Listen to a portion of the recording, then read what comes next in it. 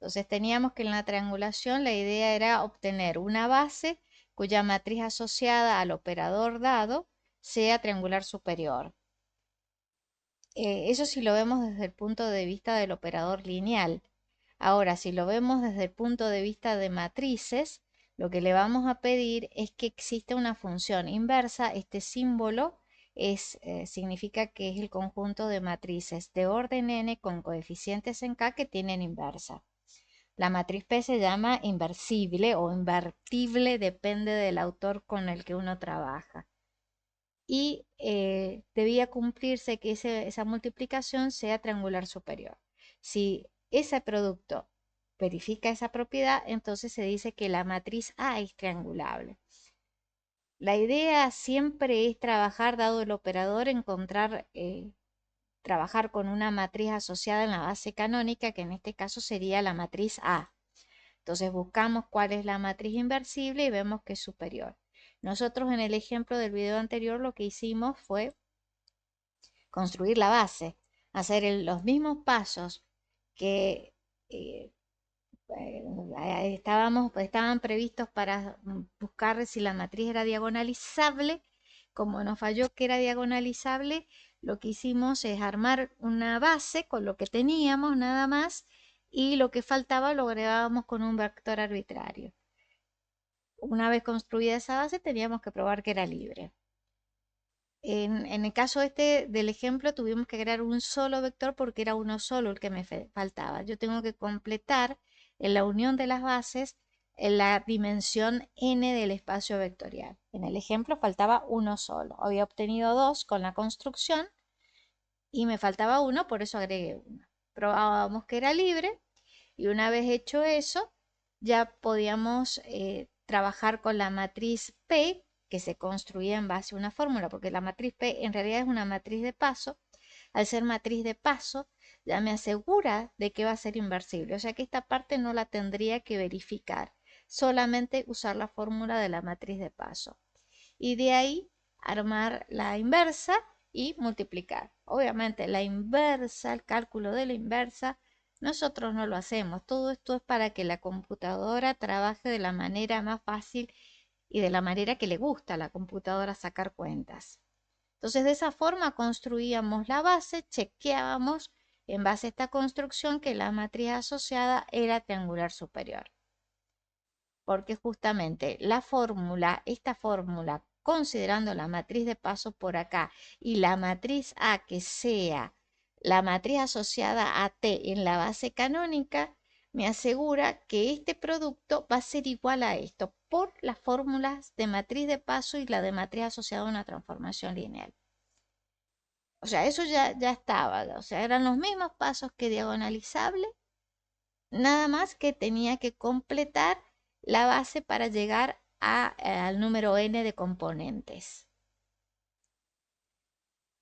Eso lo podríamos hacer en base a la construcción, pero también se puede ver en pasos previos, o no en pasos previos, directamente calculando el polinomio minimal de la transformación, que eso andaba por acá, que para calcular el polinomio minimal lo que uno tenía que venir a hacer era recurrir a esa fórmula y hacerla por tanteo. No es difícil, pero tampoco voy a decir que sea simpático el cálculo, porque si el n es grande, si el b de acá tiene un n grande, dimensión grande, entonces me va a durar bastante la construcción hasta que logre llegar a cuál es el k ese que tenía que construir en la fórmula del polinomio minimal. Pero no solo el cálculo tenía que venir después, sino también tenía que venir y armar la factorización. La factorización no era muy complicada porque ya teniendo el espectro, porque tenía ese dato previo, venía y construía esto y tenía que jugar con los t, estos t que aparecen acá en natural, son naturales, pero en realidad estos naturales van a ser menores o iguales que el orden de multiplicidad de beta 1 como raíz en el polinomio característico. O sea, era un montón de cosas que a la final a nosotros mucho no nos interesa porque hacer esto en forma manual para resolver cosas es mucho trabajo innecesario. Se puede resolver de manera directa un problema, por ejemplo, resolución de un sistema de ecuaciones lineales. Yo voy despejando, aplicando el método de eliminación de Gauss o el método de sustitución, el método que más convenga, el que más guste para resolver un sistema y obtengo la solución. Todo este trabajo que se hace básicamente es para eso, para que la computadora resuelva sistemas de ecuaciones lineales, pero de la manera que a ella le gusta. Entonces, todos estos datos son para que se trabaje a nivel computadora, que la computadora piense esto. Y obviamente nosotros lo que hacemos es investigar las propiedades con las que nos van a ir llevando a esos programas de computación, para armar esos programas de computación, que no lo hacemos nosotros tampoco, sino la gente que se dedica a eso. Bueno, la cuestión es que este producto que vemos acá se llama producto de polinomios lineales sobre K. Así lo vamos a encontrar en los libros. ¿Producto por qué? Porque los estoy multiplicando. Polinomios lineales porque justamente el grado de los polinomios que están dentro de todos los paréntesis tiene grado 1. Bien, lo que está adentro del paréntesis es de grado 1, por supuesto. Acá yo tengo una potencia. Cuando yo desarrolle esos binomios a esas potencias, ya no va a ser de grado 1 toda esa expresión. Pero lo que yo tengo acá adentro sí es lineal. Entonces a eso se le llama producto de polinomios lineales sobre K. Así lo identifica Hoffman y también Jerónimo.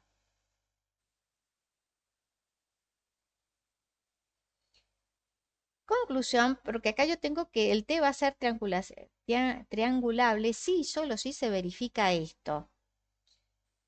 Eh, pero ya tengo una condición, o sea que no cualquier operador es triangulable.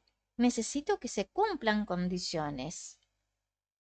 Y para ello lo que se hace es venir y ver, bueno, cuándo la investigación, el próximo paso en la investigación es ver cuándo o qué requisitos se debe cumplir en la matriz, ya sea una matriz suelta que me den o una matriz que venga asociada a una transformación lineal, ver qué requisitos cumple esa matriz para que siempre pueda asegurar que sea triangulable. Y lo que se le va a pedir es que sea eh, o el cuerpo sea algebraicamente cerrado. Eso es lo que se va a pedir. ¿Qué significa que sea el cuerpo algebraicamente cerrado? Acá yo he puesto las definiciones en orden decreciente, digamos. Acá, que sea algebraicamente cerrado significa que cualquier polinomio que se tome en ese cuerpo con indeterminada x, ese polinomio es primo, implica, si es primo, implica que el grado de p es igual a 1. O sea que el polinomio va a tener grado 1. ¿Qué significaba ser primo? Un polinomio primo era si el grado era mayor o igual que 1 e irreducible en el k, en sobre k, ¿no? Ahora, ¿qué significa que sea irreducible? Irreducible significa que a ese p no se lo puede reducir. O sea que esa palabra es justamente la negación de ser reducible, de ser reducible. ¿Y qué significa que se pueda reducir un polinomio? Significa que van a existir dos polinomios de grado mayor o igual que 1, o sea que no pueden intervenir constantes, en la descomposición como producto de ese P que estoy diciendo que es reducible. Justamente reducible quiere decir que lo puedo descomponer en dos polinomios, solo dos, de grado mayor o igual que 1, y que obviamente van a tener grados más chicos el Q y el H porque la suma, el grado o sea, el grado de cada uno, si lo sumo, me tiene que dar igual al grado de P. Así que Q y H tienen grado más chico que P. Entonces lo que estoy haciendo es reducir el grado. Acá yo dije tienen que ser solamente de dos. realidad acá pueden haber como 5 productos, pero voy a tomar a uno como Q y a uno como H. Por ejemplo, acá yo puedo tomar a este, solo a este paréntesis como Q y todo lo demás, todo lo que está por acá lo voy a tomar como H. ¿Bien? Esa sería la idea de esa reducción. Entonces, si yo no puedo escribir al P de esta manera, voy a tener que el polinomio es irreducible. Obviamente, si yo tengo acá, por ejemplo, P igual a X menos beta, este sería es un polinomio irreducible clásico. Yo digo, bueno, yo a este polinomio lo puedo dividir, si el P es igual a eso, yo a esto lo puedo multiplicar, perdón, como 1, el número 1, en realidad es 1 por X a la 0, porque estoy multiplicando polinomios. Ese polinomio, este si yo lo considero como el polinomio 1 por X a la 0, voy a tener un producto, una descomposición. El único detalle que acá este es un polinomio que es 1 por X a la 0. El grado de ese polinomio que estoy, perdón, que estoy simbolizando con 0, ya no va a ser una descomposición reducible de P. ¿Por qué? Porque el grado de este polinomio es 0. No cumple con ese requisito. Bueno, ahora uno dirá, ¿cuándo sé que el cuerpo es algebraicamente cerrado? Nosotros trabajamos con dos cuerpos, en realidad trabajamos con tres tipos de cuerpo a lo largo del curso, con uno que era el Z, el conjunto cociente de la congruencia módulo P, pongámosle, si ese número era primo, entonces yo podía asegurar que este cociente, que es un conjunto de clases de equivalencias, iba a ser un cuerpo. Si el P no era primo, si esa letra que yo pongo ahí no es primo, no es un número primo, ya es un anillo conmutativo con unidad, pero no es cuerpo. Algo trabajamos de eso al principio, en los primeros beamers, en los primeros videos con respecto a eso. Pero ya dentro de esta teoría, ese como que no se puede usar, pero que ya no tiene mucha relevancia. Tampoco hay nada claro y yo no lo he probado, tampoco me interesa hacerlo, es ver si es un cuerpo algebraicamente cerrado. Lo que sí puedo asegurar que los otros dos cuerpos con los que trabajo, que son los complejos y los reales, uno de ellos es algebraicamente cerrado porque es el conjunto de los complejos y el conjunto de los reales no es algebraicamente cerrado. ¿Y cómo puedo asegurar eso? Tomo un ejemplo para este caso, ¿no? Para demostrar esto, se hace con el teorema fundamental del álgebra, donde se puede probar que todos los polinomios que son primos tienen grado 1 porque son de la forma x menos un elemento, menos un número, un beta, por ejemplo. Bueno, entonces, en los reales, ¿cómo demuestro que no es un cuerpo algebraicamente cerrado? Date un ejemplo. ¿Qué ejemplo? El caracterizo el archifamoso x al cuadrado más 1. Si yo a esto lo factorizo, me va a quedar x menos y por x más y. Lo estoy factorizando en los complejos, buscando las raíces. Este polinomio tiene raíces complejas conjugadas, que es la y menos y. Entonces, cuando yo lo factoreé, me va a quedar de esta manera. Pero acá, al quedarme un elemento, un coeficiente que no es real, yo ya no puedo decir que lo puedo descomponer en los reales. Bien, o sea que acá, si yo quiero mirarlo en los reales, esto queda ahí y se acabó, porque los coeficientes del término cuadrático es 1, el término independiente, que es el otro que figura acá, es 1 también, y ambos son números reales. Así que hasta ahí me queda la descomposición de P, no puedo hacer nada más. Esta factorización no la puedo considerar porque son dos números complejos los que aparecen ahí sumando y restando. Por lo tanto, este polinomio es irreducible en los reales, porque no lo puedo descomponer como el producto de dos polinomios que tengan grado mayor o igual que 1. En los complejos sí es reducible. Bien, lo es en los complejos, pero no en los reales. Entonces, este caso me sirve para probar que R no es un cuerpo algebraicamente cerrado. Por supuesto, no me sirve la parte de arriba para demostrar que sí lo es. Eso se hace por el teorema fundamental del álgebra. Y ahí sale. Que no es nuestro objetivo demostrar ese teorema porque habla de polinomios y son de cursos previos a lo que es álgebra lineal. Entonces, ejemplo, cuando uno hable de cuerpo algebraicamente cerrado, los complejos. De hecho, Hoffman habla de cuerpo algebraicamente cerrado y pone coma, por ejemplo, los complejos, o es decir, los complejos. Utiliza una abreviatura que todavía no entiendo qué significa esa abreviatura, pero a ver, uno lo deduce del contexto que quiere decir un por ejemplo o es decir los complejos, ¿no? Bueno, entonces nosotros, cada vez que vemos que la matriz está con los coeficientes complejos, yo ya puedo decir que es triangulable. O sea que en esa descomposición o en la matriz triangular es posible de que me aparezca que haya números complejos en esa matriz. Aunque la A tenga solo elementos reales. Si la A tiene elementos reales, puede ser que esa matriz triangulable, que es la que formo con este producto, o acá, depende de lo donde se vea, dentro de esa matriz, ahí es posible que aparezcan números complejos. Bueno, una vez dicho eso, ya sabemos entonces cuándo siempre voy a obtener una matriz triangulable. ¿Para qué me sirve todo esto?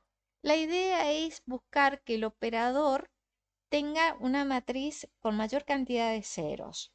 Ya hemos visto que podemos obtener eh, una matriz, si el operador T es diagonalizable, o sea, si existe una matriz diagonal tal que, o sea, y esa matriz diagonal asociada a una base, y esa base que la simbolizábamos con B negrita, que estaba en dominio y codominio, cuando calculaba esta matriz me daba una matriz diagonal.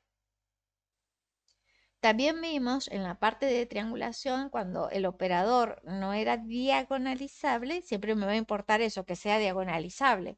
No lo es. Bueno, lo podía solucionar también encontrando una base, pero en este caso de que esta matriz sea triangular superior. Bien. Obtengo muchos ceros y no tantos como quisiera en esta parte. Pero ¿qué pasa cuando T no puede ser diagonalizable? ¿Y qué pasa cuando el T no puede ser tampoco triangulable? O sea, que no tenga una matriz triangular superior. ¿Qué va a ocurrir en ese caso? ¿Qué hacemos cuando este T no se puede hacer ni esto de acá? Entonces no voy a tener una matriz asociada que tenga de ceros. Lo que vamos a hacer entonces es ver cuándo este T lo puedo descomponer como suma de estas dos cosas. O sea, descomponerlo en dos operadores de forma tal, acá yo le voy a poner a ese T, lo voy a llamar D más otra letra, otra función. La voy a descomponer a T como suma de dos funciones. De tal manera que este sí tenga una matriz que sea diagonal. Acá ya va a ser una matriz, acá la estoy llamando D. Acá le voy a poner diagonalizable para que no se confunda. A esta D le voy a encontrar una base B de tal manera que esta base, cuando le calcule la matriz diagonal respecto de esa base, esta sí sea diagonal. Y hay que ver qué onda con esta.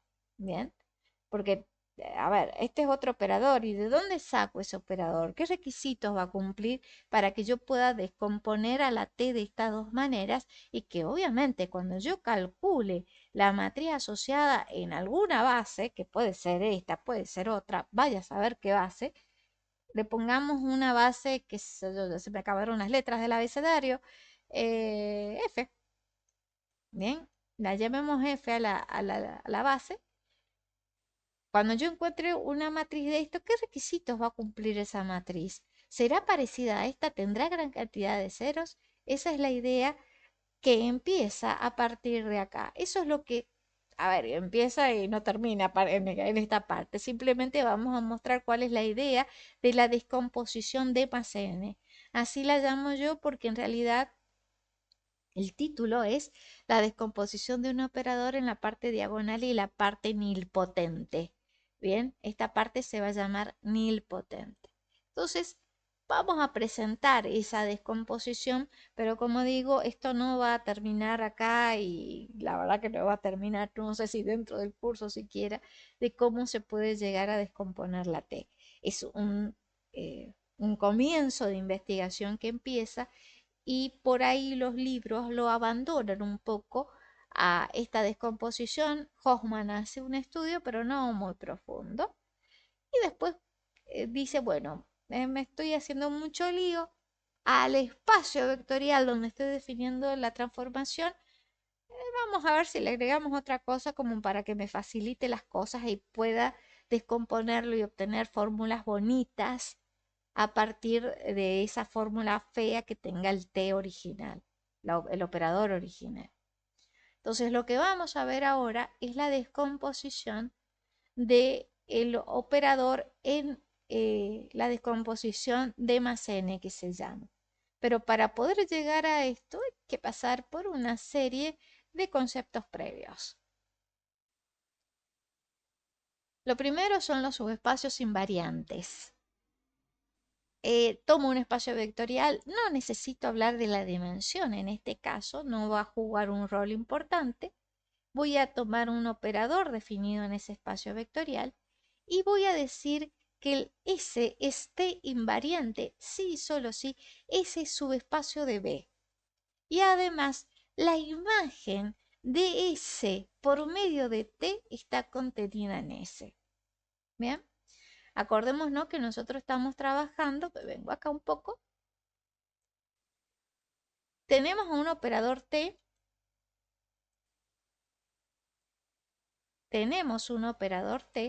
que está definido de B en B. Dentro de B tengo un subespacio al que le voy a llamar S.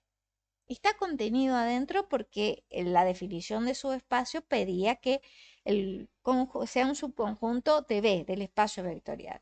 Cuando yo calcule la imagen de S, me va a venir y me va a parar por acá. Puede ser más grande o más chiquito, no sé. La idea es que por acá voy a tener la imagen de S, en ese lugar de ahí. ¿Bien? Eso es lo que hace la función. Los elementos que están en S lo va a mandar a ese conjunto que nosotros le sabemos llamar T de S. Es la imagen de S. La clásica definición. Pero requisito para que este espacio sea invariante es que este conjunto esté contenido dentro del mismo S, porque si acá está B, también lo tengo acá, y el S está dentro, acá también en el codominio lo puedo ver a S. Entonces, la imagen sí o sí tiene que estar contenida en S. Puede ser igual, no importa. Lo que me importa es que está adentro de S. Eso significa que sea invariante, no me transforma o no me lo lleva a otro conjunto a la imagen. Si yo, por ejemplo, acá, voy a tomar un elemento de acá, en azul era la idea, ahí, tomo un elemento de acá. Si por esas cosas la T me lo lleva fuera de S, eso por medio de la función puede suceder. El problema es que si me lo llevo fuera de S, perdón, acá la imagen ya no va a ser ahí adentro, sino va a tomar esto de acá. ¿Ven? Porque se va fuera la imagen de TDS. Listo. Ese subespacio no es invariante. Voy a obtener la imagen. TDS la sigo obteniendo. Lo que no voy a obtener es que esté dentro del conjunto S. Bueno, la cuestión es que tengo esa definición y ahora vamos a ver qué propiedades tengo. Yo tengo un operador lineal, siempre, siempre, siempre puedo asegurar que el dominio, el núcleo, la imagen son T invariantes. Siempre. Eso es lo que puedo asegurar siempre. Probemos con el núcleo. A ver qué onda. Vamos por acá. Probemos que el núcleo de una transformación es T invariante. ¿Eso qué significa? Que yo tengo que venir, este es por definición de núcleo, eso lo vimos en el primer beamer, toda esta parte se relaciona con el primer beamer porque estoy trabajando en espacios vectoriales, me vengo a transformaciones lineales, busco núcleo y me fijo en la definición. Esa es la definición, la voy a copiar y me la voy a llevar para donde estoy trabajando.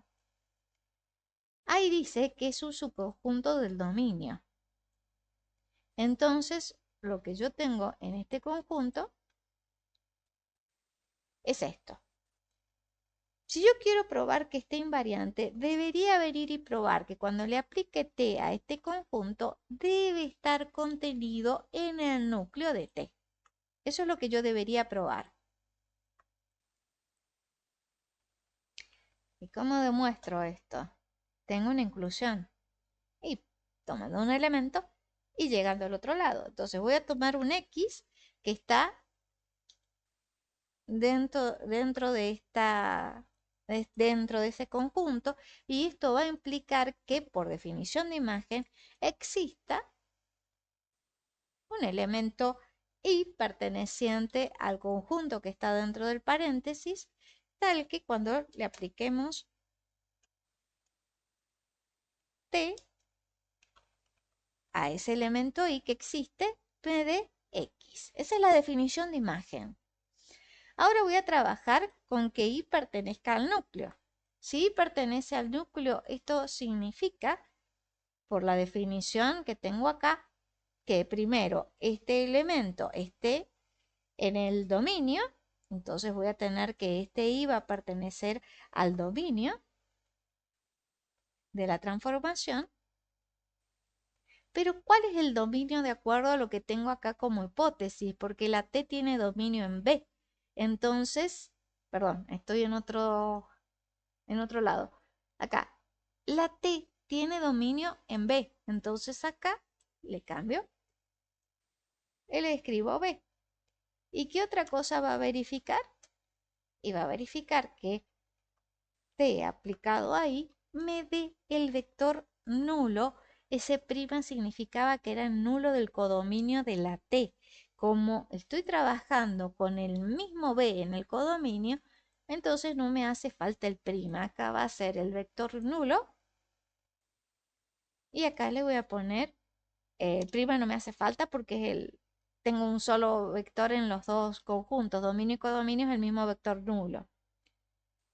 Entonces obtengo esta cosa de acá. Y de acá veamos qué otra cosa podemos hacer. T de I es igual a X, entonces me quedaría que X es igual al nulo. ¿Bien? ¿Y qué quería probar? Y yo quería probar que este X perteneciese al núcleo.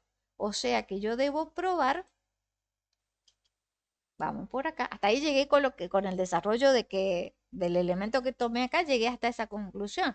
Entonces ahora me pregunto, ¿qué quería probar? Y yo quiero probar que el X pertenece al núcleo de T. Eso es lo que quiero probar. Para que esto ocurra, debe verificarse, acá me olvidé también de escribir esto, la definición de imagen dice que el elemento pertenece al codominio de la transformación.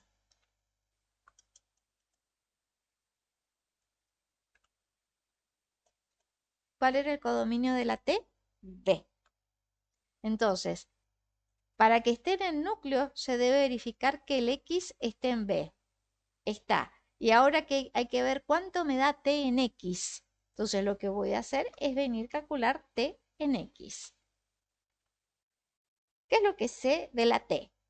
Que es transformación lineal y nada más. No tengo fórmula, no tengo nada. ¿Qué sé del X? Que es el nulo. Entonces eso es lo que voy a hacer. Voy a reemplazar donde diga X por el vector nulo. Ahora me fijo, ¿qué sé de la T? Que es transformación lineal. Y una transformación lineal aplicado al nulo me da el nulo del codominio, que en este caso es el mismo vector nulo porque es el mismo codominio y dominio, así que tengo el mismo nulo. ¿Qué probé? Que t de x es igual al nulo. Y con eso yo ya tengo que el x está efectivamente en el núcleo de la transformación.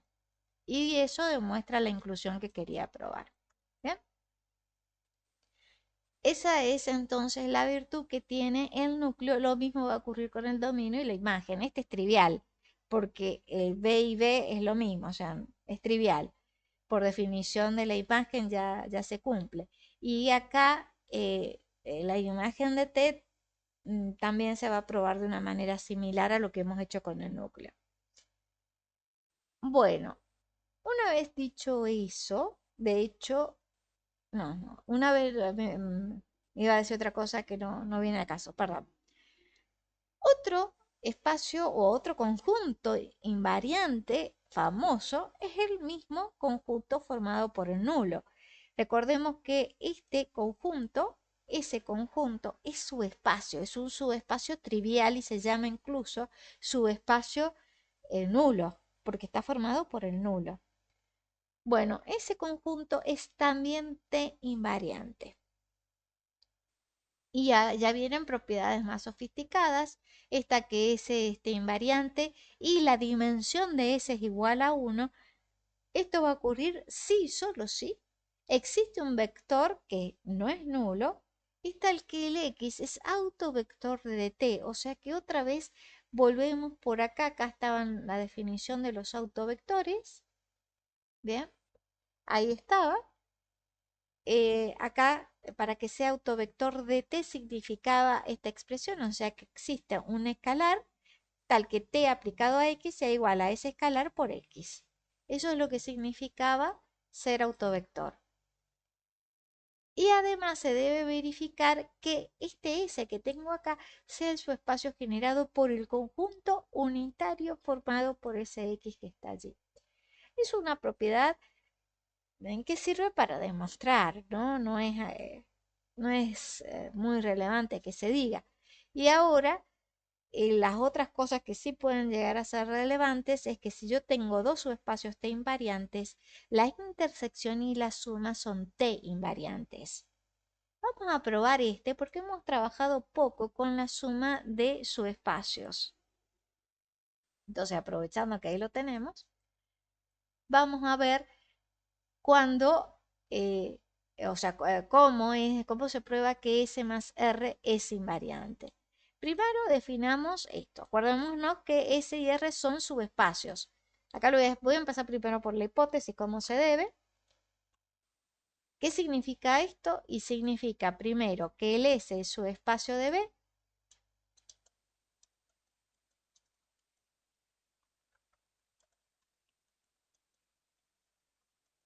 Y también se va a verificar que la imagen de T aplicado a S está contenido en S.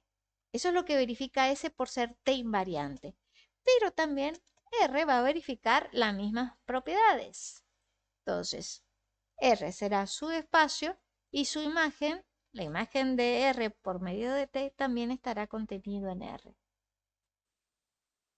Hay que probar que S más R esté invariante. Primero definamos este conjunto. ¿A qué es igual este conjunto? Es una notación para empezar. No es que yo pueda sumar, bueno, a partir de esa definición sí se va a poder sumar dos subespacios. Simplemente consiste en el conjunto cuyos elementos se obtienen como la suma de S más R, donde el primer elemento está en S y el segundo, el R, está en el segundo o en el otro eh, sumando que aparece ahí dentro de esa suma. Ese es el conjunto S más R. Va a verificar que su espacio es una de las grandes propiedades que hay dentro de lo que es espacios vectoriales. Eso se puede encontrar dentro del apunte. No me acuerdo si estaba dentro del BIM, pero se prueba, está probado incluso que esto es su espacio. queremos probar que esté invariante, o sea que tendremos que probar que la imagen de este conjunto S más R está contenido justamente en ese mismo conjunto. Otra vez, parto de un I que pertenezca a S más R, a la imagen de S más R.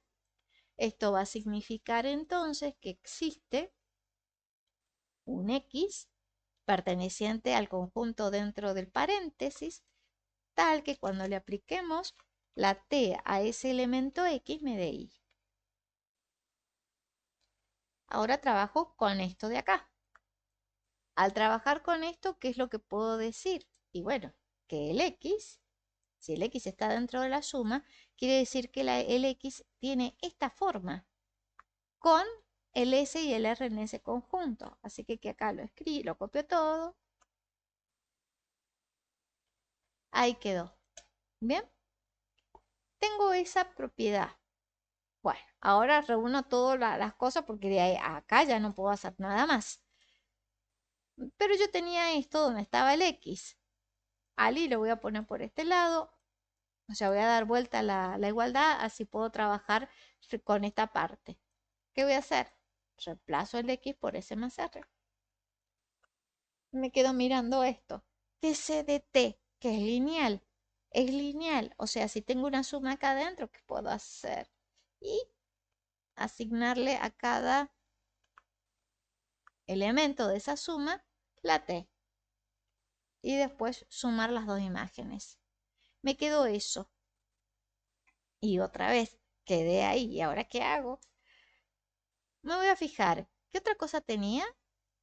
Esto de acá tenía eso de ahí, ¿no? Entonces, ¿cómo ocurre que vale esta inclusión? Y además tengo que, nos acordamos que el S está en S, o sea, tengo estas dos propiedades. Entonces yo de acá, ¿qué es lo que puedo decir? Si el S está acá, ¿dónde va a estar TDS? TDS va a pertenecer a este conjunto, a la imagen, bien, a la imagen del conjunto. De vuelta, tengo esto, la imagen va a estar en TDS, pero este está contenido en S. O sea que de acá lo que tenemos es que este elemento está en S. ¿Qué va a ocurrir ahora con esta parte? La voy a trabajar igual porque también tenía esta inclusión, tenía esta relación de pertenencia acá. Entonces lo único que tengo que venir y hacer es, bueno, acá se me fue una tecla que no iba. Ahí va. Bien, entonces voy a tener que si pasa esto, la imagen va a estar dentro del conjunto de la imagen de R. Y ahora, como vale esta inclusión, lo que obtengo acá es que el elemento pertenece a R. Reúno las cosas. Yo tenía por acá, lo podemos sacar en limpio, que el I es igual a esta suma. Pero este elemento está en S y este otro está en R. Por definición de suma, tengo que este I pertenece a S más R. Y eso va a demostrar entonces la inclusión y ya tengo que la suma esté invariante. Las propiedades de ser invariante, la verdad que son muy sencillas, muy prácticas, porque únicamente involucran las propiedades de inclusión de conjunto y de subespacio, o sea que es cerrado para la suma y el producto de escalar por vector. Una propiedad muy ocupada en toda esta parte es que si S está invariante, la función restricción yo ya puedo asegurar que es un operador definido en S. ¿Cómo es la historia? Vamos a usar el negro. Yo acá tengo a B. Por acá también lo tengo a B para poder hablar del operador T. Entonces yo acá, entre medio, tengo a T que relaciona al mismo conjunto consigo mismo, ¿no? Por medio de la función. Por acá tengo un conjunto S. También a este conjunto, voy a borrar un poco la línea, a este conjunto también lo voy a tener de este otro lado, ¿sí? Lo que me va a aparecer acá va a ser el conjunto de la imagen, porque si este invariante significa que la imagen anda por acá. ¿Bien?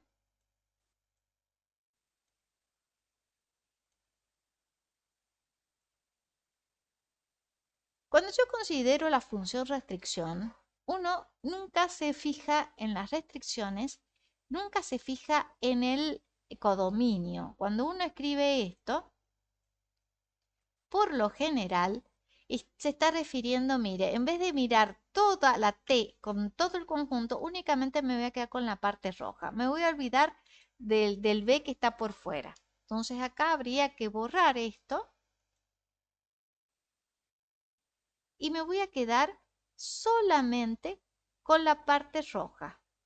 Bueno, no fue buena idea intentar borrarlo porque voy a demorar muchísimo. A ver ahí. Pero en la restricción lo único que me olvido es del resto del conjunto y solamente me quedo con el conjunto que pongo acá abajo en esta anotación. La imagen, la correspondencia va a ser lo mismo, o sea que voy a seguir obteniendo ese conjunto azul. Lo que me permite, al ser invariante, es considerar, yo ya sé a dónde va a parar. Las restricciones, por lo general, cuando uno hace esto, uno dice, mire, la función, obtengo una función con dominio en S, y codominio en el mismo conjunto de llegada de la T original, o sea, B.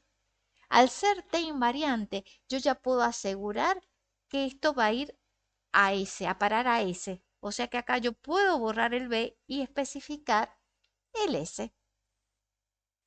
Bien. Y esto va a seguir siendo lineal porque cumple las mismas propiedades que la T. Lo único que estoy cambiando es dominio y codominio nada más. Entonces lo que obtengo es una nueva función, entre comillas, pero solamente mirando a S.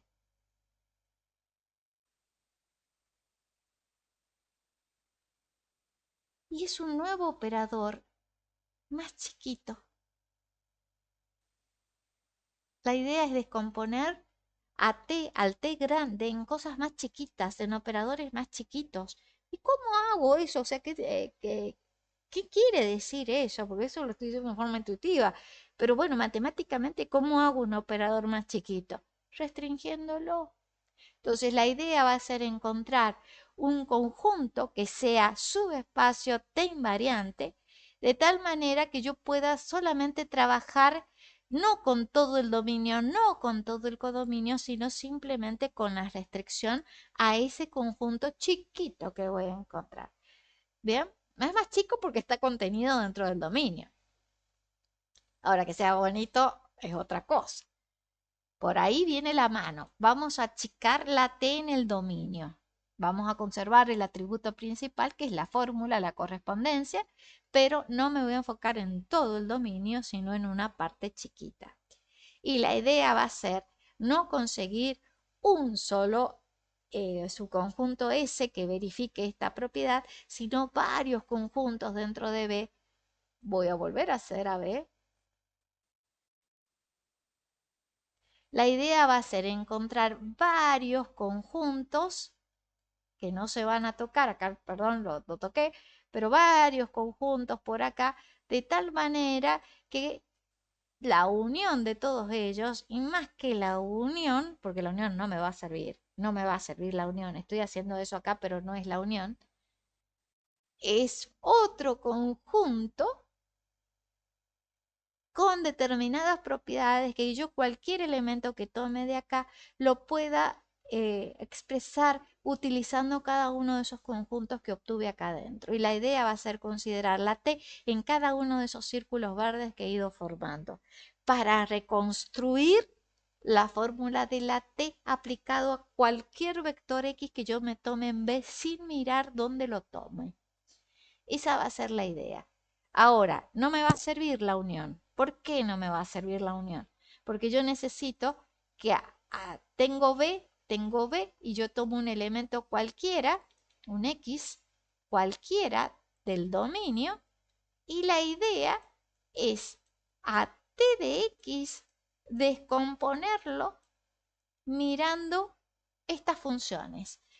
Para mirar estas funciones voy a necesitar a este X descomponerlo en elementos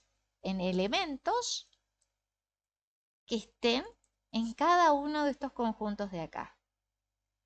¿Y cómo lo voy a descomponer? La única forma que tengo para descomponerlo es sumándolos.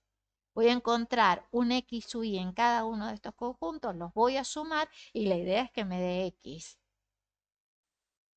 Si yo quiero esto, observemos, si estoy diciendo esto, este X está en B y quiero una suma de elementos, donde estos elementos, supongamos que ahí está en X1, acá está el X2 y etcétera. Entonces esto me está dando la idea de considerar por acá la suma de esos círculos verdes. Cada círculo verde va a ser un subespacio, eso es lo que voy a buscar. Voy a sumarlos a todos de manera que o pueda hablar del subespacio suma y después que cada X lo pueda escribir como una descomposición de elementos que están en cada uno de esos S sub i que voy a construir, que son los círculos verdes, y ver qué obtengo. Bien, porque si yo ya puedo obtener cuando aplique t de x, lo que voy a obtener va a ser t de x, pero acá la idea es considerar la restricción, no toda la función. Eso lo voy a poder hacer inmediatamente. Ya esa parte es fácil. La cosa es cómo construyo los S chiquitos, los círculos verdes, de dónde los saco. Esa es el gran trabajo y la gran línea de investigación que implica toda esta idea de descomponer el operador en cosas más chiquitas. Esa es la idea. Las propiedades básicas son la suma de esta invariante, la intersección también va a intervenir, y la otra es considerar la función restricción. Y estos individuos de acá. Esas cosas son las que van a influir en cómo armarlos. Ese subir los círculos verdes, esos que hice adentro del dominio, para poder descomponer eso. Esto es larguísimo, porque se van a ir obteniendo resultados poco convincentes y se van a ir agregando propiedades acá, a este conjunto, para que la cosa sea un poco razonable, para que sea bonita, al menos agradable al ser humano, en los cálculos para el ser humano. Bueno, entonces acá viene un teorema que Hoffman le presta muchísima atención, él lo basa todo en eso. No he visto otro autor que haga esto. Por ejemplo, Armando Rojo, él lo hace de otra manera, a esto que estoy contando, esta descomposición, la hace de otra manera, así que no sé hasta qué punto sea esto bonito, pero bueno, sigo la corriente. Sigo la corriente de Hoffman a pedido de Eva. Entonces, tenemos que un espacio vectorial, ahora sí tengo que considerar la dimensión n, no me sirve, si no es finita la dimensión, o si este número no es natural, no sirve. Tomo un operador definido en B, voy a tomar polinomios, k polinomios que tienen coeficientes en el mismo cuerpo del espacio vectorial. La indeterminada va a ser la letra X. Estos son polinomios, pero no cualquier tipo de polinomios. Tienen que ser polinomios mónicos. Vamos a ver qué decía el botón de mónico. En esta diapositiva tengo que buscar la palabra mónico y ahí está. Yo tengo que este polinomio, un polinomio recordamos que es una suma de elementos que están en el cuerpo, son los coeficientes, por la indeterminada x elevado a una potencia. Entonces, la expresión de p es esta. Eso es un polinomio. Va a ser mónico, sí, solo si el coeficiente principal es 1. Yo tengo una suma, bueno, es mónico si el coeficiente principal es 1. Entonces, acá no se devuelve. Ahí, acá estamos. Entonces, va a ser mónico si el coeficiente principal es 1, pero también le tengo que pedir que sea irreducible. Recordemos que ser irreducible significaba que yo al polinomio no lo puedo escribir como el producto de dos polinomios que tengan grado más grande que 1, mayor o igual a 1. Eso significaba entonces irreducible. O sea, ya tengo unas condiciones bien fuertes con respecto a los polinomios. Voy a tomar números naturales cualesquiera, la misma cantidad que los polinomios, y ahora vamos a construir conjuntos muy especiales. Van a ser los núcleos de P sub i, de T, todo eso elevado a la T sub i. ¿Qué es eso? Es la gran pregunta del millón. Lo voy a escribir y vamos a desentrañar a qué es igual esta cosa.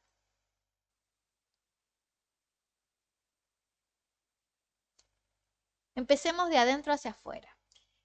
Recordemos que T es un operador, que P sub i son polinomios. Eso es lo que tengo acá de condiciones. Operador, polinomio. Ahora, ¿qué es P sub i aplicado a T? ¿Qué es esto? Eso de ahí adentro, ¿qué es? Para eso me voy al botón y busco algo que tenga P de T. Ahí está. ¿Ven? Incluso está más acá. P de T es una función que tiene este formato. ¿Bien? O sea que es la suma, recordemos acá el P tiene esta expresión. ¿Bien? Ahí están los lambda sub i con x a la i. Lo que se hace, esta función va a tomar la formulación del polinomio y donde esté la indeterminada le va a poner la t. Entonces, si le pongo la t ahí, ¿qué es esto? Es el producto, primero ahí yo tengo una potencia. O sea que acá tengo que poner, cuando el i valga 0, t a la 0 va a ser la identidad. Cuando t valga 1, va a ser la t. Cuando t sea t al cuadrado, va a ser t compuesta con t. Y cuando sea mayor a eso, va a ser la composición de t tantas veces como diga el exponente. Esa es la composición, es la potencia de transformaciones lineales. Cuando yo multiplique, y es una función, esto es una función porque es una composición de funciones. Cuando lo multiplique por un lambda, ese lambda ¿dónde está? En K. ¿Quién lo dice? La definición de P. Si esto está acá, significa que los lambdas están en K. Sigo teniendo una función en esa expresión. Ahora tengo una suma. Cuando lo sume, voy a obtener otra función. ¿Ven? O sea que acá tengo una suma de funciones. Construyo, la verdad que es muy ingenioso esto porque se une un montón de cosas. Utilizo la expresión polinómica del polinomio, nada más que considero a t como la reemplazo a la x por la t. Y listo, obtengo una función y cuando lo aplique a b, obviamente voy a obtener un número, un elemento aplicado a b. ¿Por qué? Porque ¿cuál es el dominio de estas funciones? B y codominio B. Cuando multiplique por lambda, seguirá teniendo dominio y codominio en B. Cuando sume también. Entonces, ¿qué significa cuando yo le aplique o resuelva esta cuenta aplicada a B? Voy a obtener un elemento de B. Entonces ya sabemos ya cuál es la definición de lo que está dentro. Acá yo tengo una suma de funciones. En base a las expresiones, acá tengo diferentes polinomios porque el P puede ser 1, 2, hasta acá. Bien, por acá lo tenía.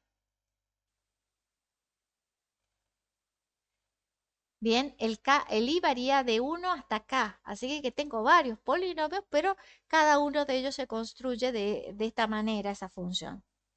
Acá tengo un exponente, quiere decir que una vez que yo obtenga la expresión de P sub i aplicado a t, tengo que ir componiendo aplicando composición de funciones de la misma expresión tantas veces como me diga T sub I. ¿Qué es lo que voy a tener acá adentro? Una función fea, pero funciona al fin. Y una función que no está, o sea, es fea la expresión, pero no tanto. A ver, pero se puede llegar a trabajar, no es tan espantosa, se puede llegar a trabajar. Lo que pasa es lo que molesta es el subíndice. Eso es lo que va a molestar cuando yo la quiera desarrollar por completo. ¿No hace falta? La verdad que no. Sabiendo que lo que esto es una transformación lineal, se acabó la historia, no me interesa cuál es la fórmula en sí. Ahora, si tengo una transformación lineal dentro de todo este paréntesis, puedo calcularle el núcleo. Bueno, el W sub I es un núcleo. Y al ser esto una transformación lineal y este el núcleo, yo ya sé un dato interesante con los W sub I. Son invariantes respecto de la transformación que tenga acá adentro. ¿Bien? Cada W sub I va a ser invariante con respecto a esa transformación dentro del paréntesis. Dato importantísimo, importantísimo, que no lo vamos a aplicar acá, sí, porque es una de las condiciones que le pedimos. Lo otro, mega, ultra interesante, es que al dominio lo puedo descomponer en esos W sub I. O sea que ya empiezan a tener forma, ya tengo una fórmula, mejor dicho, ya tengo una fórmula para ir buscando estos círculos verdes que tenía acá, para descomponer al V. ¿Qué significa? Primero, ahí no sé si se alcanza a ver, hay un signo más ahí en el medio. Dentro de ese círculo hay un signo más. Encerrado en un círculo significa que no es solo una suma cualquiera, es suma directa. Acá en el botón que estaba al lado me lleva a la definición de suma directa, ahí está el símbolo. Se deben cumplir estos tres requisitos. Bien, interesantes los requisitos, bla, bla, bla, bla, pero en realidad lo que se utiliza, porque es más corto y es una sola expresión, esta propiedad que está en rojo. Cada vez que yo tenga suma directa, que yo tenga que un espacio es igual a esa suma directa de esos conjuntos, ese sui, que no son cualquier subconjunto, son subespacios, en este caso van a ser los WI, significa que cualquiera sea el X que yo tome en ese conjunto B, en este espacio vectorial, van a existir X1 en S1, XR en S sub R, o sea, van a existir elementos en cada uno de esos subespacios, tal que al X lo pueda descomponer como la suma de ellos.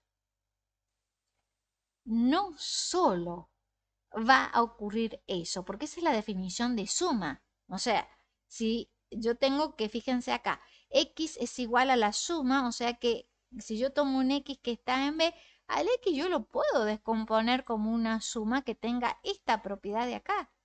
Eso lo puedo hacer. La virtud de ser directa es que estos elementos que existan son únicos, no hay otros. Esa es la propiedad de ser suma directa. ¿De dónde obtengo eso que sean únicos? A partir de la propiedad C. Esta es la definición que Hoffman da. Hay otra gente que da otro tipo de definiciones que son todas equivalentes. La que da Hoffman a mí me gusta porque es la más versátil de todas. Las otras no tanto, pero esta es versátil. Bueno, a partir de la propiedad C se puede demostrar la unicidad de estos elementos que existen. Esto Hoffman a esa propiedad la dice o la utiliza para decir que los S sub I, esos conjuntos que están ahí, son independientes, son espacios independientes, es la definición que él da. A nosotros la verdad que esa definición no nos interesa porque la verdad que se pierde en el contexto. La idea es usar esta propiedad de acá, aunque obviamente hay que tener presente estas tres condiciones de ahí. Gran propiedad. Entonces con esto yo ya voy teniendo idea de cómo construir o cómo armar estos círculos de tal manera de que B sea igual a eso. Acá yo armé los conjuntos, hay un solo, lo he hecho así, ojo que esto es totalmente, ¿cómo lo puedo decir? Es totalmente hecho en el aire a este dibujo, para nada representa la situación que se va a plantear. ¿Por qué? Porque si son subespacios, todos esos círculos verdes, los voy a hacer con verde, todos esos círculos verdes que construí ahí, hagamos con tres nada más, tienen un único elemento en común, que es el nulo. O sea que no son, no son disjuntos, son, tienen la intersección me da el nulo, entre muchas propiedades. En realidad tampoco están así, pero seguro, acá pueden haber otro tipo de cosas, seguro el nulo, en la intersección de todos está el nulo. Y eso no significa que voy a descomponiendo uno a uno y me va a dar el nulo. Eso no significa eso, ¿bien? Pero la descomposición es eso. Y con todo esto yo voy a armar al B. O sea, si yo hago esto, todos estos conjuntos tienen que armarme B. O sea, no me puede quedar nada por fuera. Esto es B. Quedó feo, pero bueno, esa es la idea. Es la idea de construirlo de esa manera. Entonces ya tenemos cuál es la formulación de los círculos verdes, que son los W sub I, y faltaría ver que al ser invariantes, perdón, yo ya puedo considerar las restricciones, que las voy a llamar T sub I. T sub I las voy a llamar. Las restricciones a cada W sub I. Recordemos que estos tenían dominio y codominio en W sub I y por lo tanto a estas las puedo considerar como que son operadores lineales con dominio y codominio nuevo, distinto al B que yo tengo acá. Entonces, si ya es un operador lineal esto, puedo calcularle el polinomio minimal. Calculo el polinomio minimal y me va a dar que esto es P sub I elevado a la T sub I. Ese P sub I que figura en el dominio de esta T sub I, me quedo con el polinomio, me quedo con el exponente que figura allí, obtengo un polinomio. Bueno, el polinomio minimal de este operador va a coincidir con esa expresión. Ahora, esto yo lo obtengo siempre y cuando estos que están ahí adentro y estos que están acá como exponente figuren en la descomposición del polinomio minimal. Yo tengo la t, calculo el polinomio minimal, lo factorizo, me tengo que fijar que me dé esto. Si obtengo eso, yo ya tengo los p. Si tengo los p, no solo los p, tengo los exponentes.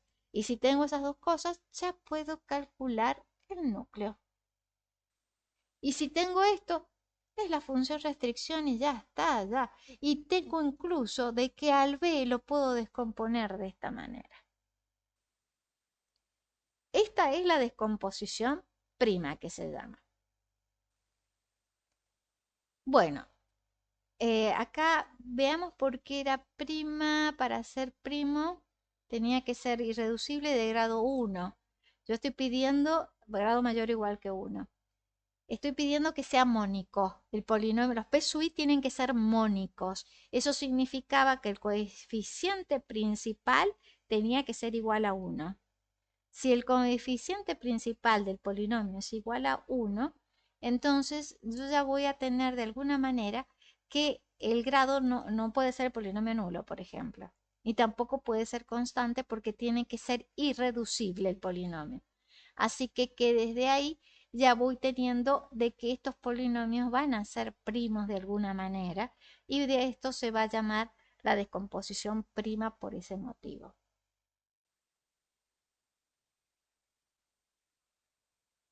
Las proyecciones asociadas a la descomposición prima viene ahora, que también esto Hoffman me hizo doler la cabeza con esta demostración porque no la hace muy entendible para empezar.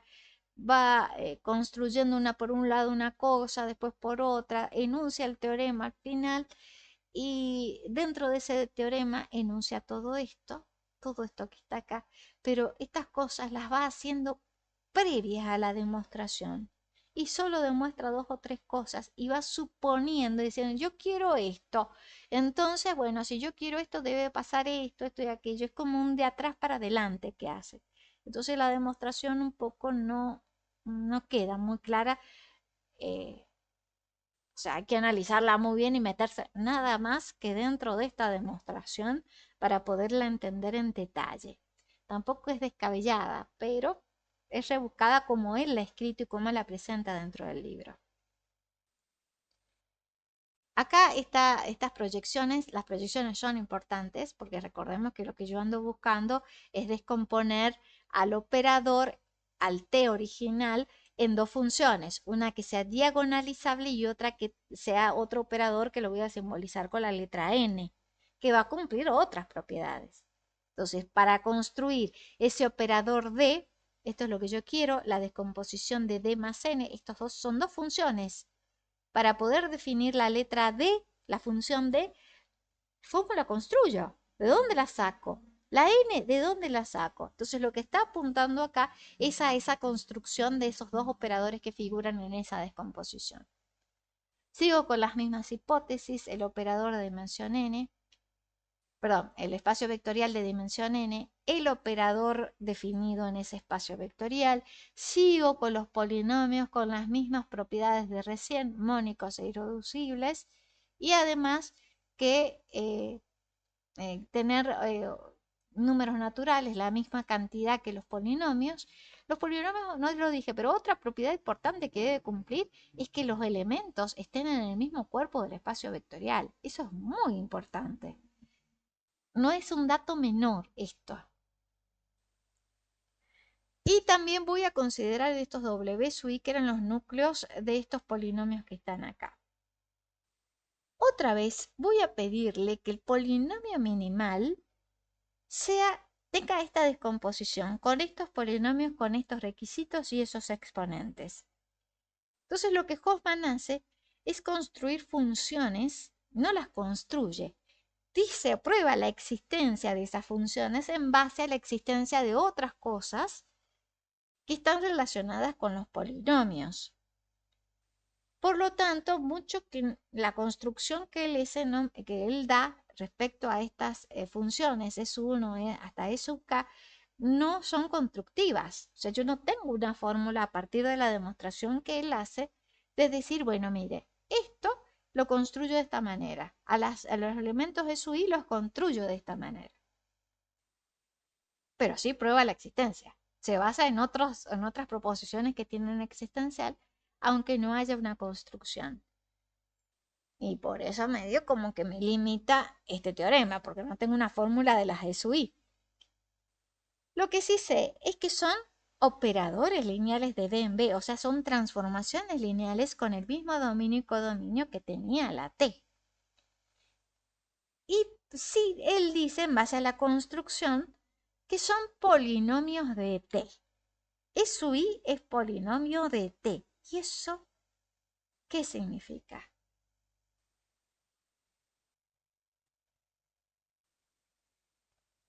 Significa que cada una de esas funciones, para cada una de ellas, existe un polinomio en el mismo cuerpo del dominio de la T, del, espacio vectorial de T, con indeterminada en X, la misma indeterminada que tenían los P sub i que había tomado del polinomio minimal, y tal que cada una de ellas sea igual a P por T, o sea que sea igual a esta propiedad de acá.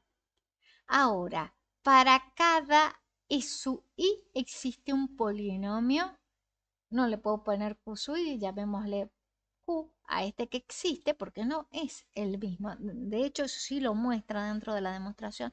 No es el mismo P el que existe acá.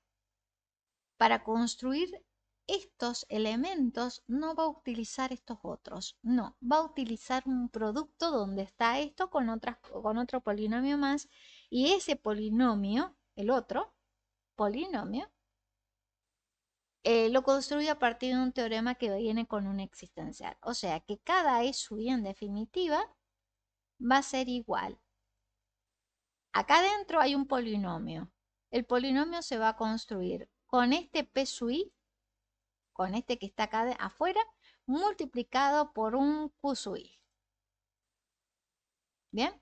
El producto de dos polinomios es un polinomio, así que yo acá tengo un polinomio. Y cuando le ponga acá dt, estoy diciendo que estoy hablando de la suma esa que, o sea que considero la expresión de este polinomio y en el lugar de la indeterminada escribo la t. Y de esa manera construyo una nueva función. Bueno, eso se prueba dentro cuando vimos los anuladores o cuando vimos los polinomios en t. Probamos o hay una propiedad que dice que esta cosa es una transformación lineal. Así que esa parte yo ya la tengo.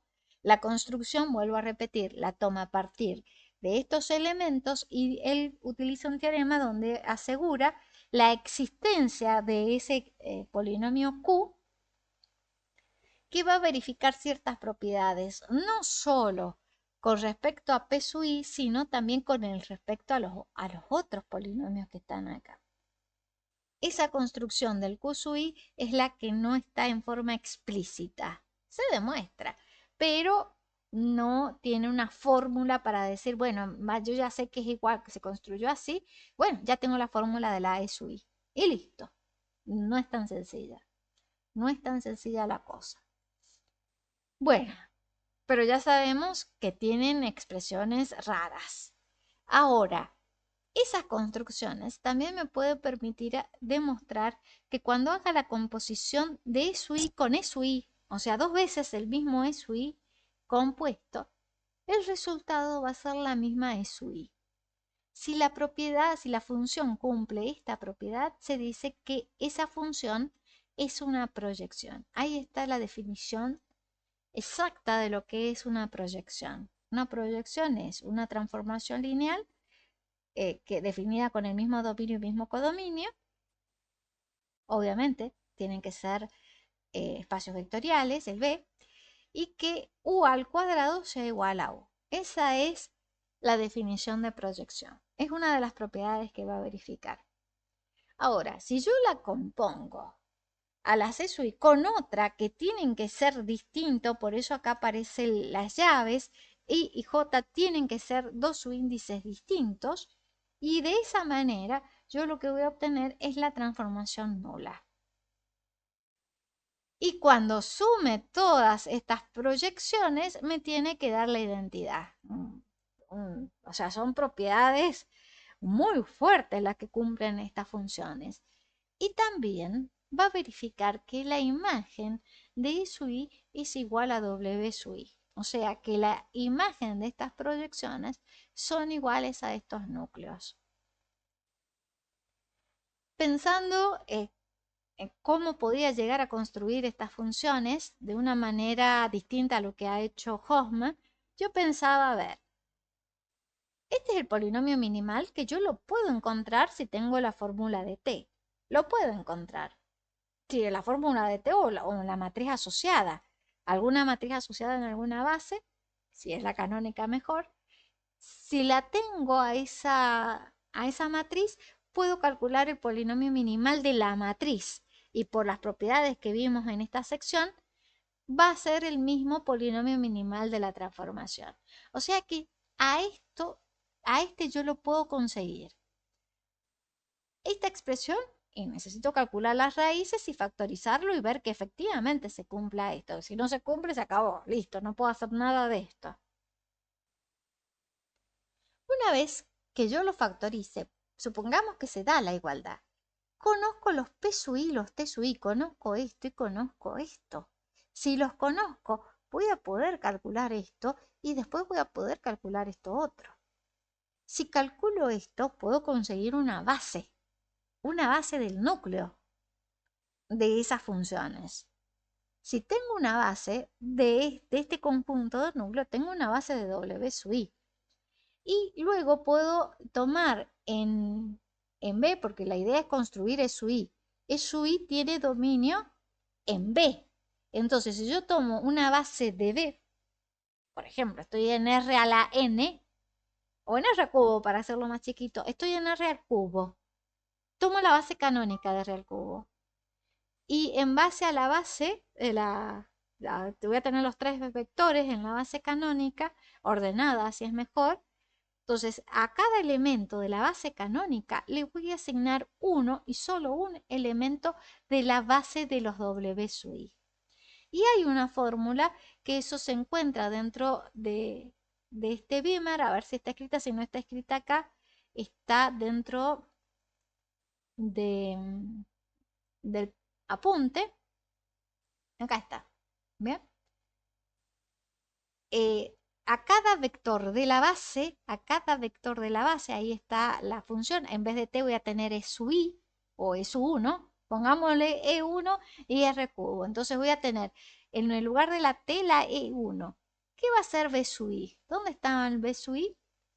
Eran los elementos de la base. Acá no lo dije, no lo he puesto en ningún lado, pero son los elementos de la base, los B sub i. Entonces a cada vector de la base del dominio, que es B, le voy a asignar a cada vector un elemento que está en la base del núcleo, de los WI, del W1 en este caso. Y estas son las coordenadas en la base canónica de un vector X cualquiera que yo me tome en B.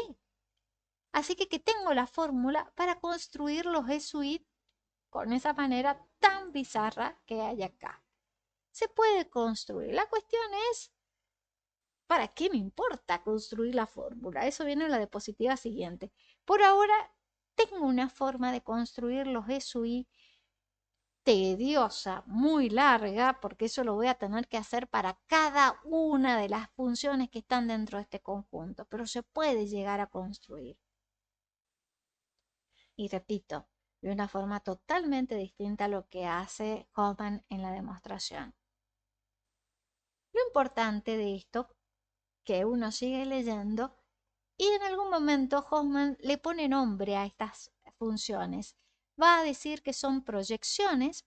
¿Por qué proyecciones? Porque verifican esta propiedad asociadas a la descomposición prima de t. ¿Por qué a la descomposición prima de t? Recordemos cuál era la descomposición, era esta. Ahí estaba el núcleo, ahí estaba esto, tenía que ver a suma directa, que los subespacios eran invariantes y consideraba las restricciones. ¿Bien?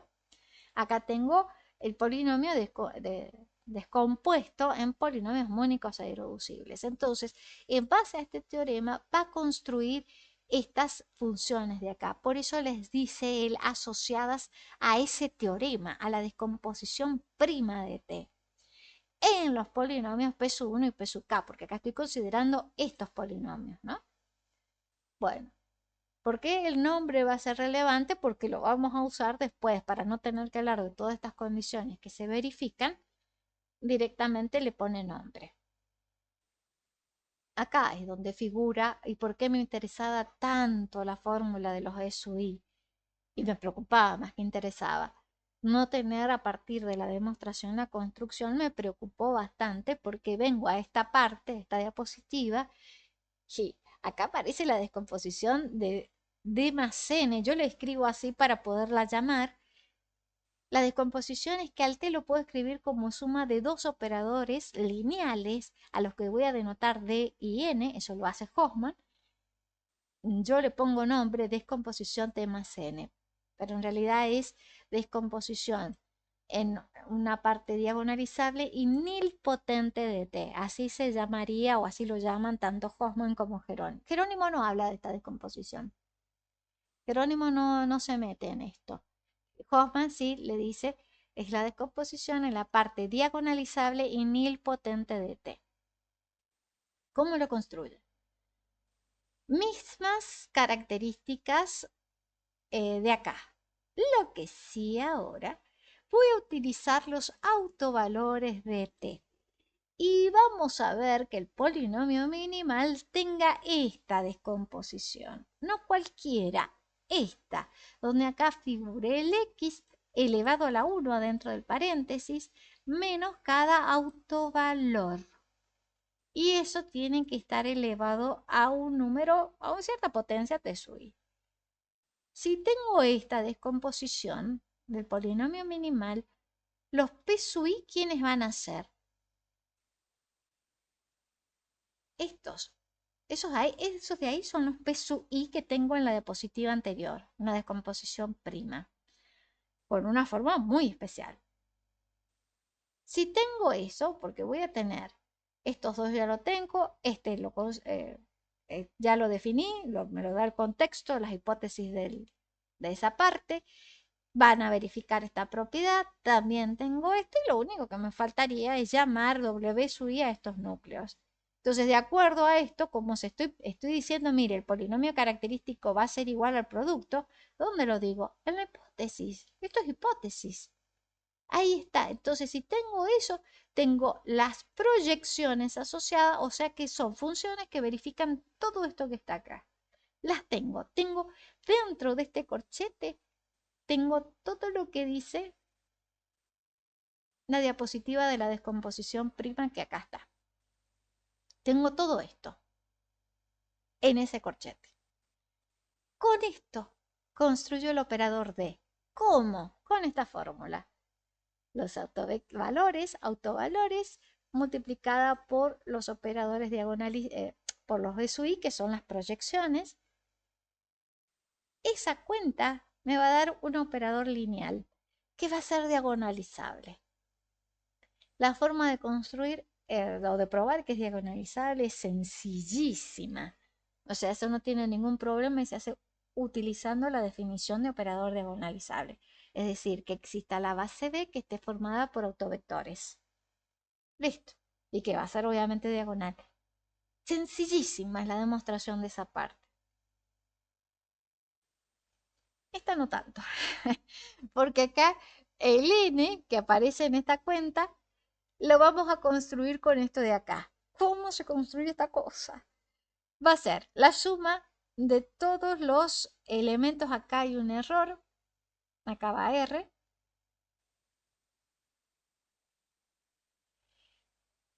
Construyo, o sea, considero la función, la T original. Le resto la función que construyo con el autovalor multiplicado por la identidad. Armo esa función y después la compongo con los E sub i que los construí en la diapositiva anterior. Una vez que sume todo eso, me va a dar un operador lineal y se puede probar que es lineal porque es composición de operadores lineales y lo que luego sumo. O sea que eso sale que es operador lineal. El problema es probar que es nilpotente. Deme un segundo que justo se me activó esto.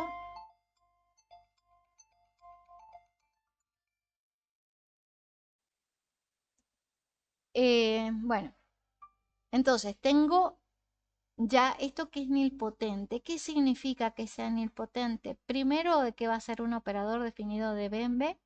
Y segundo, que existe un j en los naturales tal que n elevado a la j sea igual al operador nulo. Acá sería t sub 0. O sea, tiene que existir un número natural que cuando yo componga ese número natural, o sea, supongamos que j es igual a 3, tengo que hacer la composición de n compuesta con n compuesta con n. Si esa cuenta me da el operador nulo, ya tengo que el operador es nilpotente. Me detengo acá y vamos a ver un ejemplo de operador nilpotente. Acá. Tengo esta función definida de r cubo en r cubo, tal que n aplicado a una terna me da esa expresión de allá. Yo tengo que probar que es nilpotente. O sea que tengo que probar que existe el j natural que verifique esto. Y si es natural, y empecemos con j igual a 1. Empecemos por ahí. Empiezo por ahí porque podría haber hecho j igual a la 100. La cosa es que yo tengo que probar la composición, que n a la 100 es igual al operador nulo. Medio como que va a costar componer 100 veces el n. Entonces empecemos con algo chiquito, j a la 1. Entonces yo tendría que venir y decir, bueno, mire, lo que yo tengo que probar es que n elevado a la 1 me dé igual al operador nulo. Por definición de potencias, esto de acá me va a quedar n a la 1 es n. Y n claramente no es el operador nulo, porque acá tendría que ser 0, 0, 0 y sabemos ya de solo mirar que no es el operador nulo. Así que j igual a 1 no sirve. Veamos con j2. Entonces, ¿qué tengo que venir y hacer? Hacer la composición de n elevado a la 2. O sea, yo debería probar en realidad esto. Yo debo probar que n elevado a la 2 coincide con t sub 0. Pero estas son funciones. Para probar una igualdad de funciones, yo tengo que venir y probar que para todo elemento que me tomen los dominios, R3, me dé la t sub 0 aplicado a ese elemento, a esa terna que me tomé. Entonces, por eso voy a partir de n cuadrado aplicado a una terna, pero acá yo le voy a cambiar las letras, le voy a poner un prima para no usar estas de acá, ¿bien? Entonces, esto, de acuerdo a la definición de potencia, es n compuesta con n. Se lo tengo que aplicar a esa terna. Por definición de composición, esto es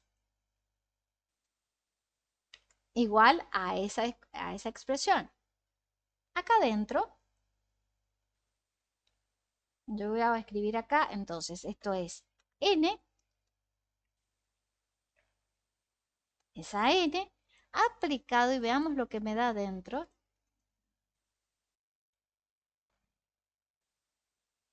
Tengo que aplicarle n a esa terna. Entonces, la definición de la n sería esto de acá, nada más que acá tengo que poner donde estén las letras las primas.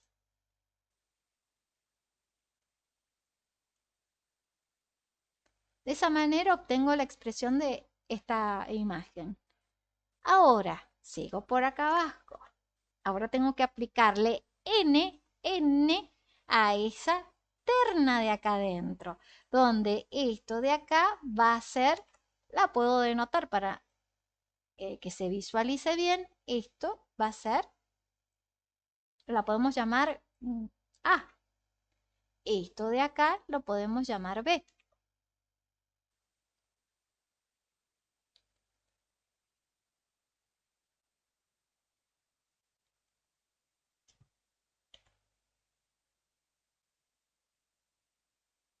Y a esta otra C.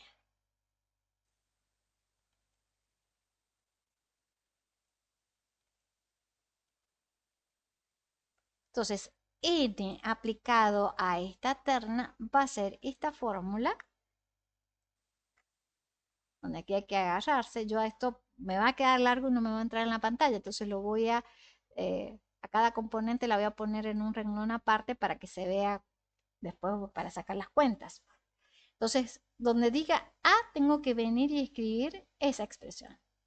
La voy a poner acá. En ese lugar tengo que venir y escribir esa expresión. Voy a aprovechar esto y lo voy a copiar en cada uno de los lugares donde diga A. Hacemos lo mismo con esta.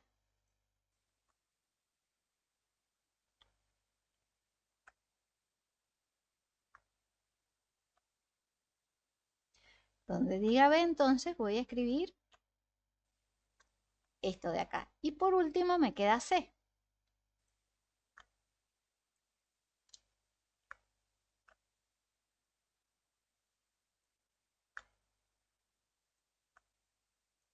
Listo. Ahí está n aplicado a esta tupla con estas cosas extrañas. La idea va a ser ver qué me da la primera componente. Esta es la primera componente. Voy a sacar la cuenta con el Scientific, por supuesto. ¿Qué me da? 0. Entonces ahí ya tengo la primera 0. Vamos a sacar la cuenta de esta otra componente. También me da 0. Y roguemos a Dios que la última da también de 0, porque si no vamos a tener que seguir con j igual a 3. También dio 0. Genial. Me dio 0, 0, 0. Y esto es igual a t aplicado a esa terna. Es la definición de la función nula. Entonces, de la t sub 0 aplicado a esa terna. He probado que esta expresión es igual a esto otro de acá. Y eso vale para toda terna que me tome dentro del dominio de la transformación, que en este caso es R al cubo. Con eso ya tengo esta igualdad. O sea que este operador es nilpotente. Y uno lo mira y uno dice, ay, pero qué ingenuidad. O sea, ¿cómo me doy cuenta? Porque ¿quién me dice que esa fórmula es nilpotente o no? La verdad que nada. Nada de nada más que haciendo esta cuenta. Y como verán, la cosa se hace fea. Y si esto hubiese sido al cubo, se hubiese hecho peor todavía. Ay, necesitamos otra forma más práctica de ver si el operador es nilpotente o no. Y ahí van a entrar en juego las matrices, que la vamos a ver más adelante, de cómo me fijo que un operador es nilpotente de otra manera sin tener que hacer todo este lío. Imagínense si están trabajando con lápiz y papel. Agatha es una calculadora, no tienen un Scientific Word, por ejemplo, que haga esto. ¿Cómo resuelvo esta cuenta sin volverme loca? Esa es la cuestión. Hay una forma, tampoco vamos a decir, wow, me salvo de la locura. No, pero es menos estresante que este tipo de cosas. Entonces acá tenemos el ejemplo de un operador nilpotente probando que el J que existía era igual a 2.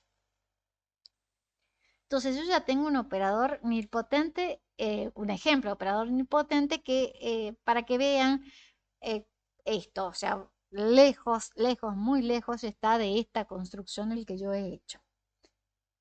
Ahora, estas dos funciones se puede probar, eso sí sale fácil por igualdad de funciones, que t es igual a la suma de estos dos operadores. Son funciones que se suman, así de simple, funciones sumadas. Y la característica importante que cumplen no es solo que t sea igual a d más n, sino que estos dos operadores, cuando yo los componga, van a conmutar. Son operadores conmutativos entre ellos. Recordemos que la composición de funciones no es una operación conmutativa, pero estos dos operadores van a verificar esa propiedad. Interesante esta propiedad para probar la unicidad. Entonces, bueno, ya tengo estas dos construcciones y estas dos funciones van a ser parte diagonalizable de t y n la parte nilpotente de t.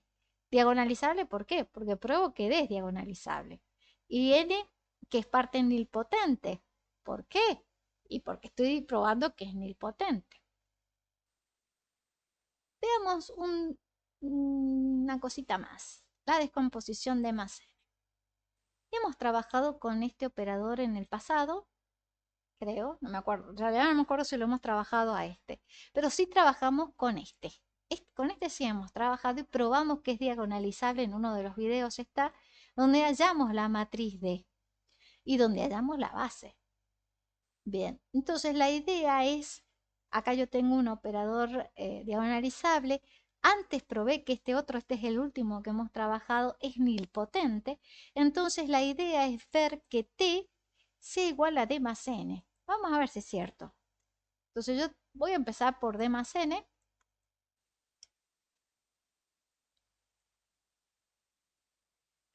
Aplicado, le llamemos a prima, sigamos con esa onda, a prima,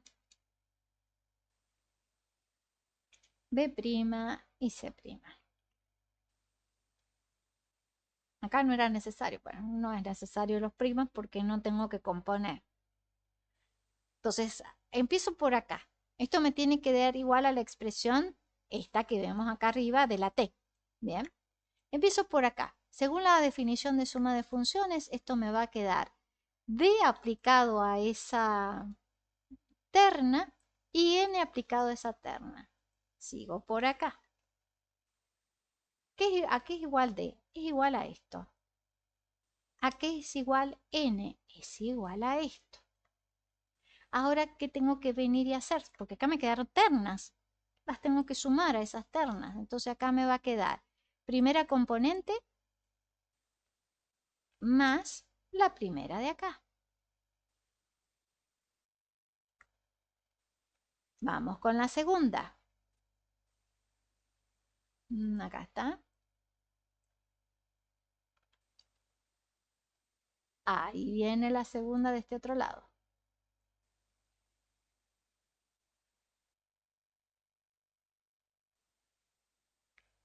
Y por acá vendrá esta.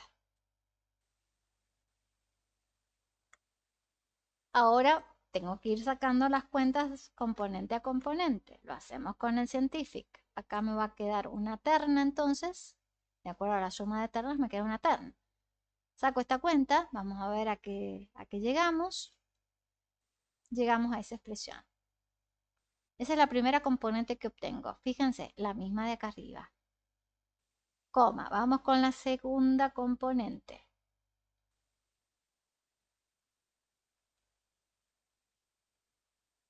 Ahí va. Y por último va la tercera.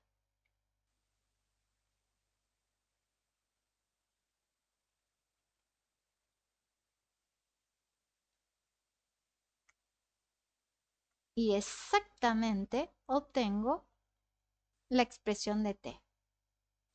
¿Bien? O sea que esto va a ser igual a t aplicada a la terna ABC que tenía ya al principio. He probado entonces que la expresión de t se puede descomponer en estas dos funciones. Y uno dirá, ¿para qué me interesa? Ya era rebuscada la de arriba, me la está rebuscando más, porque tampoco son agradables la fórmula de la D y de la N. Entonces, si uno lo mira como matrices, a ver si lo tengo por acá, aquí está. Esta función D probamos que era diagonalizable. Y cuando probamos que era diagonalizable, encontramos una base, encontramos los autovalores y sabíamos que lo podíamos descomponer a la base esta diagonal, la podía obtener, perdón, no es a la diagonal, es la matriz asociada en la base canónica de ese operador D que he tomado allá al principio. Esta matriz yo ya la tengo, ¿bien? Esa matriz la tengo. Esta expresión fea la tengo. Pero yo a esta matriz la podía descomponer en base a esta otra matriz, que es una matriz de paso de orden 3 por 3. ¿Por qué? Porque la dimensión del espacio vectorial es R3. Perdón, el espacio vectorial es R3, o sea que la dimensión es 3. Por lo tanto, esta matriz de paso, que habla de las bases de R3, va a ser 3 por 3. Acá, cada columna de estas, porque ahí está la canónica acá abajo, esto tiene una fórmula, pero había un truco cuando estaba la canónica acá abajo. ¿Cuál era el truco? Mirar los elementos de la base B, ahí tengo los elementos, la componente esa, y a esos números ponerlos en la primera columna, en forma vertical, 0, 1, 1. Con este hacía lo mismo, menos 3, 1, 0. Y por último esta otra, 1, 0, 1. Ahí está la matriz esta. Vamos ahora con esta. Esta es, así se llama el operador que estoy trabajando. Este D que está acá, este D es el que estoy considerándole la matriz asociada en la base B, en esta que he construido. Tiene una fórmula de construcción también. Es la matriz asociada al operador D respecto de estas bases. Y hay que calcular entonces coordenadas, hacer un lío brutal. Lo bueno que como es la matriz asociada a la base que diagonaliza, lo único que tengo que venir y hacer es escribir 2. Acá me faltó anotar los órdenes de multiplicidad, que también lo tenía. De 2 era 1.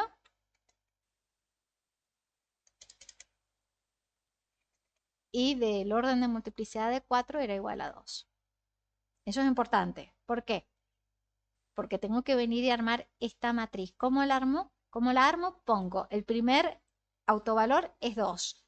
¿Cuál es el orden de multiplicidad? 1. O sea que en la diagonal principal va a estar escrito una sola vez. Segundo autovalor en el espectro, el 4. Entonces escribo 4. ¿Cuántas veces? Según el orden de multiplicidad lo indique. 2 veces. Y lo otro lo lleno con ceros. Y así construí la matriz diagonal. Hay una fórmula para eso estaba acá dentro de diagonalización. Teoremas importantes, ahí está la fórmula, así se construye, de ahí saqué esto. Y por último, tengo que venir y escribir esta misma matriz, nada más que con la inversa. Yo no la voy a calcular, le voy a pedir al programa que lo haga, y si está todo en orden, me tiene que dar eso. Corroboremos a ver si está todo en orden. Está todo en orden, fantástico. La idea no era sacar la cuenta, sino la idea era visualizar esa matriz de ahí. Esa de ahí. Yo tengo que al T, al operador T, que tiene matriz asociada en la base canónica esa, yo al T lo pude probar recién que era la descomposición D más N. Si yo a esta descomposición la miro en forma matricial, yo tengo que esta matriz la debería obtener como, no igual a la matriz diagonal, en realidad la matriz de la base, porque yo acá estoy considerando la canónica. Bien, entonces quizás yo a esta matriz deba considerar la canónica acá. A ver, lo voy a escribir acá con las letras para que se entienda qué es lo que quiero hacer.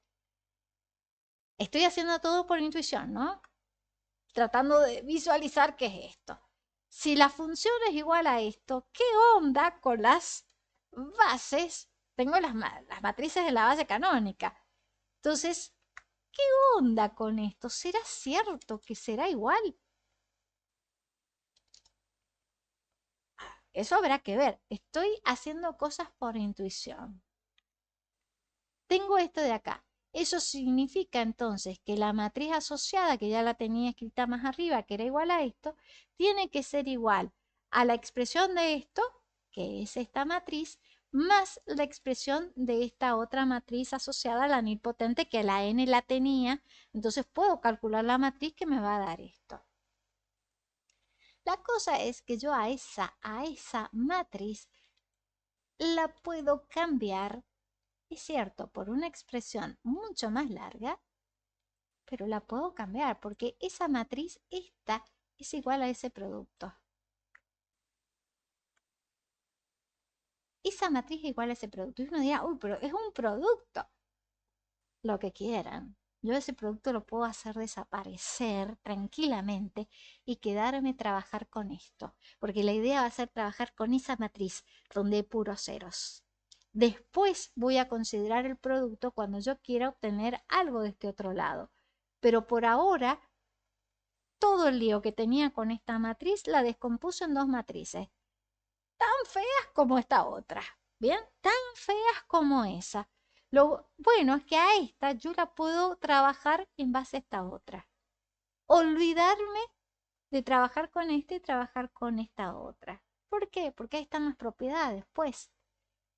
Esta igualdad, que esto sea igual a esto, significa que esta de acá del medio es semejante a esta otra. ¿Semejanza en qué? Y en propiedades. Van a haber propiedades que se van a conservar en base a la semejanza.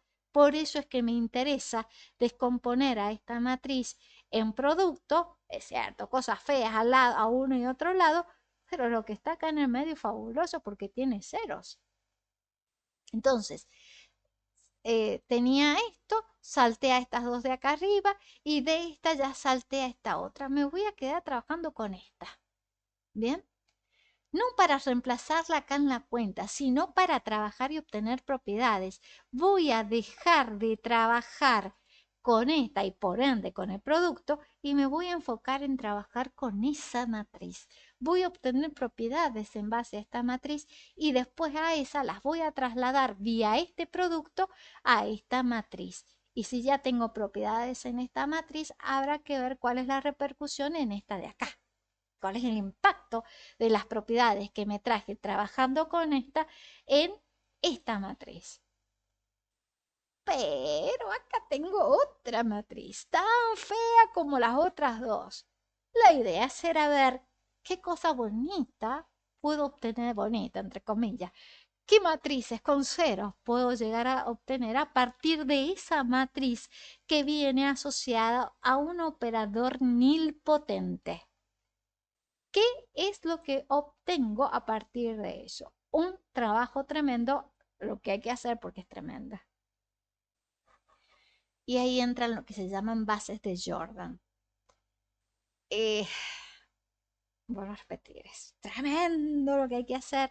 Yo no sé hasta qué punto se trabaja esto dentro del examen que van a rendir, pero mm, voy a tratar de esbozar cómo se construye una matriz, porque acá está debajo, acá yo debajo voy a poner una matriz, no, no, va a ser igual, o sea, voy a obtener un producto y en el medio va a venir otra cosa, una matriz rara, va a venir eh, muy parecida a la construcción de esta otra, entre comillas, parecida, pero algo hay que poner acá.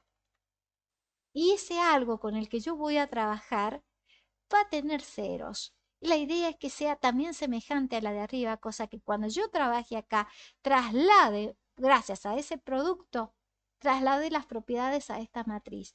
Propiedades que tengo de acá, y vamos a ver que cuando las junte con las propiedades que obtuve acá, cuando las junte con estas propiedades, ver qué pasó acá, qué es lo que hace acá. ¿Hará algo bueno? ¿Hará algo lindo?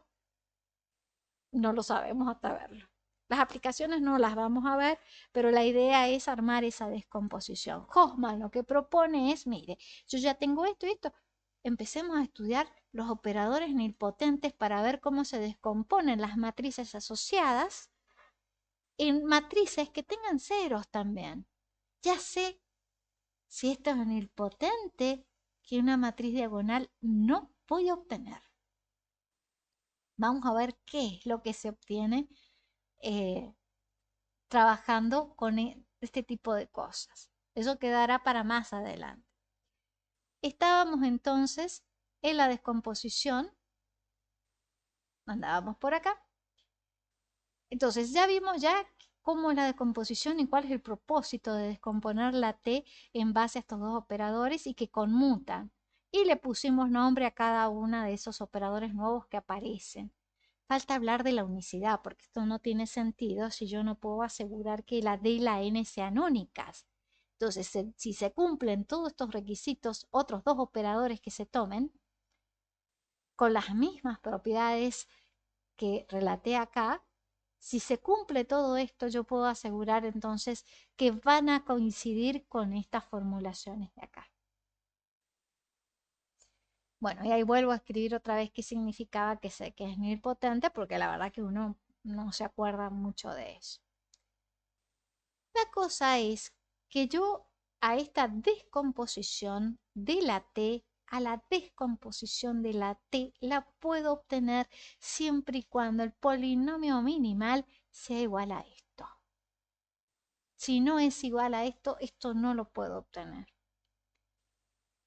Entonces ahora viene el estudio. ¿Cuándo me puedo asegurar qué condiciones se debe cumplir en B o en K para que siempre pueda asegurar esa descomposición? Y asegurar que el cuerpo sea algebraicamente cerrado. Si yo tengo que el cuerpo es algebraicamente cerrado, eso significaba que todos los primos eran de grado 1. Todo es mucho bla bla. En realidad en los cuerpos que nosotros trabajamos son los complejos. Si el cuerpo con el que estoy trabajando es los complejos, yo ya puedo asegurar que cualquier operador que me tome cualquiera tiene una parte diagonal y una parte nilpotente que son únicas. O sea que verifican todas las propiedades de la propiedad anterior.